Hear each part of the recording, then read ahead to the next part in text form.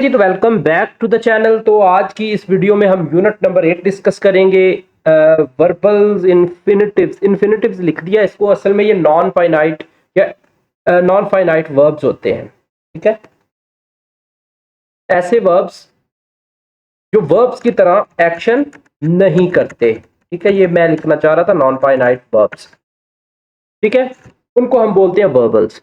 अच्छा, इनमें जैरंड आता है, इनमें पार्टिसिपल्स आते हैं। पार्टिसिपल्स दो होते हैं, प्रेजेंट पार्टिसिपल, पास्ट पार्टिसिपल्स। ठीक है, फिर इनके अंदर आता है इन्फिनिटिव्स। इन्फिनिटिव्स की आगे तीन टाइप्स होती है, bare infinitive, simple infinitive, split infinitive. ठीक है, अच्छा, जैरंड इनमें वाहद है जिसकी कोई टाइप नहीं है, लेकिन इसकी टसल थोड़ी सी पार्टिसिपल, प्रेजेंट पार्टिसिपल से रहती है। ठीक है, वो चीज भी हम इंशाल्लाह एंड पे डिस्कस करेंगे। तो ये वीडियो ज्यादा लेंथी नहीं होने वाली, मुख्तसर सी छोटी सी वीडियो है। जैरंड वो वाले वर्ड्स होते हैं, जैरंड से स्टार्ट लेंगे हम। जैरंड वो वाले वर्ड्स होते हैं जो कि आईएनजी होता है फर्स्ट फॉर्म प्लस आईएनजी और used as a noun. First form plus ING used as a noun. ठीक है, इट डिस्क्राइब एन एक्टिविटी और a concept rather than a physical action happening right now. एक पूरी activity को as a whole दिखाते हैं ये। How to identify if you can replace the word with it and the sentence still makes sense। यानी कि अगर आप ing वर्ड को it के साथ रिप्लेस कर देंगे तो जैरंड जो है वो सेंटेंस के अंदर स्टिल सेंस देगा। ठीक है, अच्छा, it is like a gerund. तो अब ये दो क्वेश्चंस को आंसर करेगा, व्हाट को और whom को। अब ये दो क्वेश्चन, इनको व्हाट को और whom को क्यों आंसर कर रहा है? क्योंकि हमने अभी ऊपर पढ़ा है कि it will function as a noun.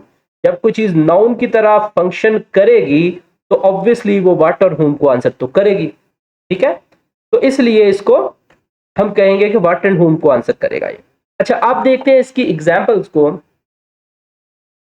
पहली एग्जांपल है, reading is my favourite hobby. अब रीडिंग को इट से रिप्लेस कर दें, it is my favourite hobby. देखा, कोई फर्क नहीं पड़ा। अब इसके ऊपर क्वेश्चन रेज करें, what is my favourite hobby? Reading.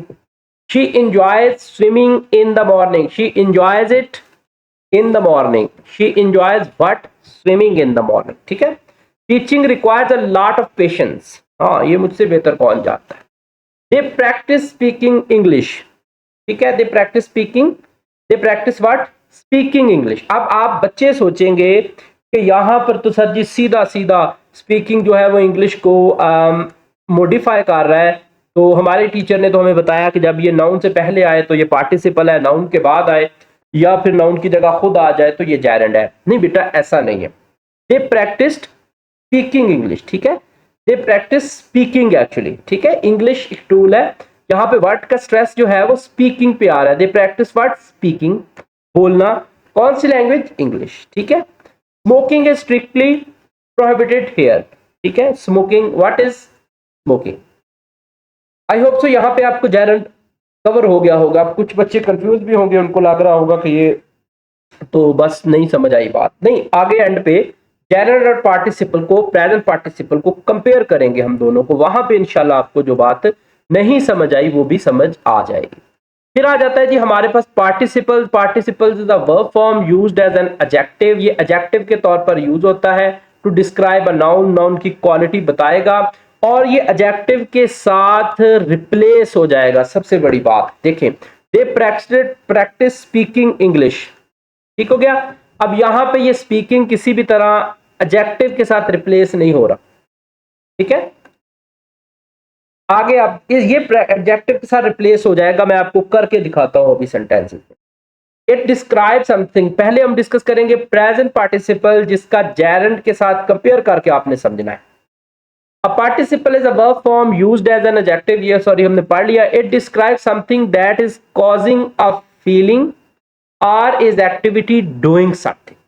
ठीक है, ये एक्टिविटी को भी कोई किसी चीज की कॉज बताता है या किसी चीज को मॉडिफायर के तौर पर काम करती है या एनजी फॉर्म इसमें, या फिर ये पूरा एक्शन भी बताता है। जैसे प्रेजेंट कंटीन्यूअस टेंस हमारा होता है, उसके अंदर जो आईएनजी यूज होता है तो उसको प्रेजेंट पार्टिसिपल ही बोला जाता है। पास्ट कंटीन्यूअस टेंस में जब हम आईएनजी यूज करते हैं तो उसको प्रेजेंट पार्टिसिपल बोला जाता है। पास्ट परफेक्ट कंटिन्यूअस में जब हम आईएनजी वर्ब यूज करते हैं उसको भी प्रेजेंट पार्टिसिपल ही बोला जाता है। यानी जिस जिस जगह पर आईएनजी फॉर्म हम यूज करते हैं टेंस में, तो उसको टेंस की फॉर्म जो होती है, वर्ब की फॉर्म जो होती है, वो प्रेजेंट पार्टिसिपल ही होती है।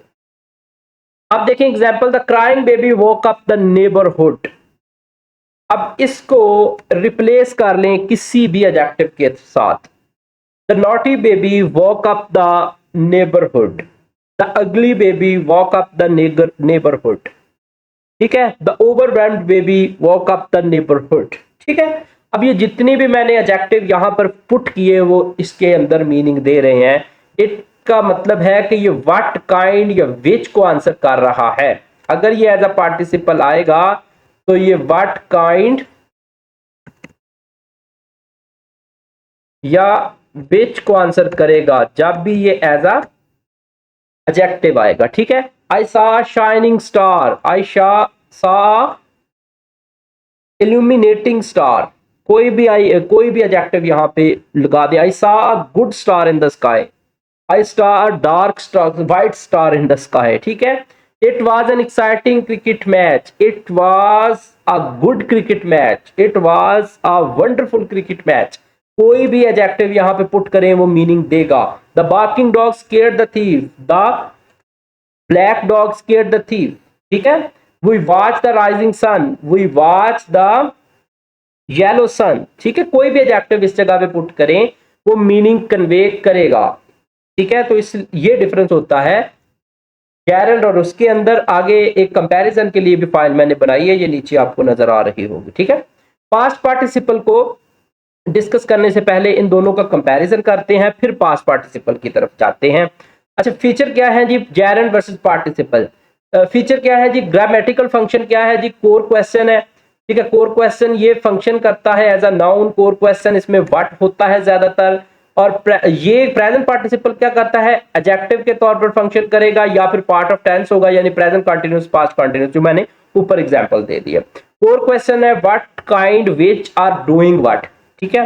सेंटेंस रोल क्या है? सब्जेक्ट, ऑब्जेक्ट और object of preposition in 3 position में आता है। मॉडिफाई अ नाउन और shows continuous action, continuous tense show करेगा या किसी नाउन को मॉडिफाई करेगा। Substitution test, can usually be replaced by the word it, can usually be replaced by the word adjective, by an adjective, ठीक है। I hope so कि ये table आपको काफी हद तक हेल्पफुल होगा। ऊपर भी मैंने इसको अच्छे से एक्सप्लेन किया है अपनी तरफ से, तो आपको अब कैसा लगा ये आप ही बता सकते हैं, या आपको समझ आएगी तो पता लगेगा। अच्छा, बी है जी पास्ट पार्टिसिपल। पास्ट पार्टिसिपल का तो रौला ही कोई नहीं है, ये थर्ड फॉर्म ऑफ वर्ब है। जब ये किसी नाउन को मॉडिफाई कर रही हो, यानी कि एडजेक्टिव के साथ रिप्लेस हो जाए, एडजेक्टिव के तौर पर फंक्शन करे, तो इसको पास्ट पार्टिसिपल बोलते हैं। वैसे भी थर्ड फॉर्म ऑफ वर्ब को पास्ट पार्टिसिपल ही बोलते हैं, ठीक है। ये भी आपने याद रखना है। द ब्रोकन विंडो, ठीक है। The white window needs repair, a tired man, a good man was resting under the tree. तो कोई भी एडजेक्टिव यहां पे लगाते जाए। लॉस्ट कीज, ठीक हो गया। She found her white keys, the return report, the broken report, sorry the return report की जगह कुछ भी लगा लो यार, कोई भी यहाँ पे। The beautiful report, the good report, ठीक है। कुछ कोई भी एडजेक्टिव यहाँ पे लगा लो। He is a retired army officer, he is a good army officer, ठीक है। तो यहां पर जिस जगह पर हम कोई भी एडजेक्टिव पुट कर सकते हैं उस जगह पर पास्ट पार्टिसिपल का यूज होता है। अच्छा, ये टेंस में भी यूज होता है, जैसे कि मैं लिखूं he has submitted the assignment. तो इस जगह पर जो आपके पास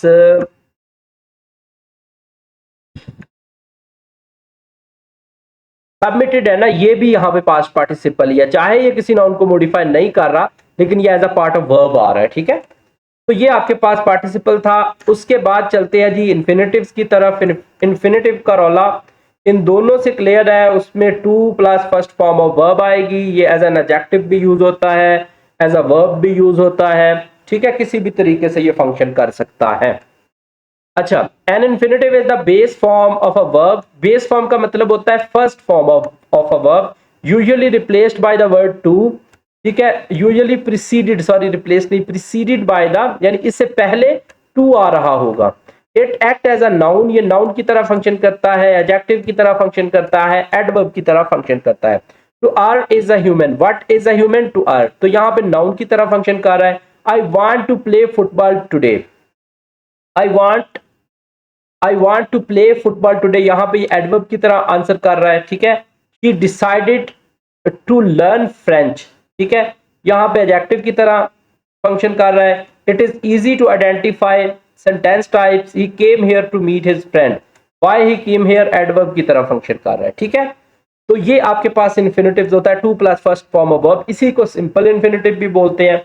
आगे जब हम बढ़ते हैं तो वेयर इन्फिनेटिव होता है, इसमें टू माइनस हो जाता है, यानी कि ये फर्स्ट फॉर्म ऑफ वर्ब आएगी लेकिन टू नहीं आएगा। अब यहां पर गलती करते हैं बच्चे, उनको लग रहा होता है कि जो मेन फॉर्म ऑफ वर्ब है ना वो ही असल में इन्फिनेटिव है, नहीं, मेन वर्ब के बाद जब ये आएगा, जैसे कि आई कैन स्पीक, यहाँ पे मेन मॉडल वर्ब है तो स्पीक यहाँ पे एडिशनल है, ठीक है, तो इसको हम बोलेंगे bare infinitive. Let him go, ठीक है, होम, यहाँ पे लेट जो था वो मेन स्ट्रेस वाला वर्ब था, गो यहाँ पे बेयर इन्फिनेटिव है। शी मेड मी लाफ, यहाँ पे मेड मेन वर्ब है, लाफ यहाँ पे बेयर इन्फिनेटिव है। यू मस्ट स्टडी, यहाँ पे मॉडल वर्ब के बाद जब भी फर्स्ट फॉर्म ऑफ वर्ब आएगी उसको बेयर इन्फिनेटिव ही कहते हैं। आई हर्ड हिम सिंग, देखें तो यहाँ पे हर्ड मेन वर्ब है तो सिंग यहाँ पे बेयर इन्फिनेटिव है। अच्छा, एक टर्म यूज होती है स्प्लिट इन्फिनेटिव। अच्छा, स्प्लिट इन्फिनेटिव याद रखें कि कोई रेगुलर टर्म ग्रामर के अंदर नहीं है, लेकिन एग्जामिनर पेपर के अंदर इस तरह की चीजें पूछ लेते हैं तो इसलिए बताना पड़ रहा है। ग्रामेटिकली जो स्प्लिट इन्फिनेटिव वाला सेंटेंस होता है ग्रामेरियन के मुताबिक वो एक्सेप्टेबल नहीं होता, वो ठीक नहीं होता। जैसे का स्प्लिट इन्फिनेटिव चीज क्या है ये पहले समझे। Split infinitive occurs when you place an adverb or a phrase between the word to and verb, यानी कि यहां पर जो हमने ऊपर पढ़ा है ना कि two plus first form of verb, इसके दरमियान में कोई और चीज आ जाए, कोई फ्रेज, कोई एडजेक्टिव, कोई एडवर्ब, कोई भी दूसरी फॉर्म आ जाए, ठीक है। एग्जाम्पल देखें, यहां पे ये एग्जाम्पल है जी, to quickly run instead of to run quickly. अब टू रन क्विकली ग्रामर के मुताबिक एक करेक्ट स्ट्रक्चर है, टू क्विकली रन जो है रॉन्ग स्ट्रक्चर है, लेकिन आपको पूछा जा सकता है एग्जाम के अंदर ये चीज भी, तो इसलिए मैंने सोचा कि ये भी बता दूं। He decided to secretly leave, अब यहाँ पे टू और लीव के दरमियान में सीक्रेटली आ गया। You need to fully understand, you need to understand fully होना चाहिए था, you need to fully understand हो गया, ठीक है। तो ये वाले जो होते हैं इनको बेयर इन्फिनेटिव कहते हैं। लास्ट पे आ जाएं जी, quick comparison table. Quick comparison table कहता है looks like, act like, example, तो टाइप जेरेंड है, looks like verb plus first form, act noun के तौर पे करता है, example walking is good. Participle verb plus ING या ईडी होता है, यानी कि थर्ड फॉर्म या first form plus ING, adjective के तौर पर फंक्शन करता है अ वॉकिंग स्टिक। इन्फिनेटिव जो होता है टू प्लस फर्स्ट की वर्ब की फर्स्ट फॉर्म, नाउन, एडजेक्टिव या एडवर्ब के तौर पर फंक्शन करता है, आई लाइक टू वॉक। ठीक हो गया। नेक्स्ट वीडियो में हम इनसे रिलेटेड इंशाल्लाह जो एमसीक्यूज हैं हमारे पास वो डिस्कस करेंगे, ठीक है।